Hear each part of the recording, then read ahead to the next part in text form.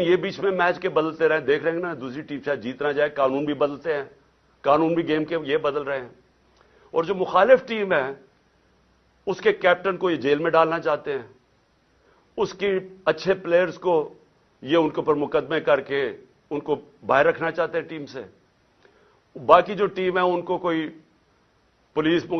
ڈنڈے شنڈے مار کے کسی کی ٹانگ توڑ دی، کسی کا ہاتھ توڑ دیا. اوپر سے جب یہ سمجھے گے نا کہ اب یہ ٹیم بالکل ہی اب نکارہ ہو گئی ہے، تو پھر وہ 12th مین جو باہر لندن میں بیٹھا ہوا ہے، وہ جب سمجھے گا نا، وہ اتنا ڈرپوک آدمی، وہ صرف تب واپس آئے گا جب وہ سمجھے گا اب ٹیم قابل ہو گئی ہے کہ جناب میں اب نیلسن منڈیلا آ کے اب میں چیز دوں. ایسے ہونا نہیں لگا، کیونکہ ایک اور امپائر ہے مالک یوم الدین، وہ فیصلہ کر بیٹھا ہے،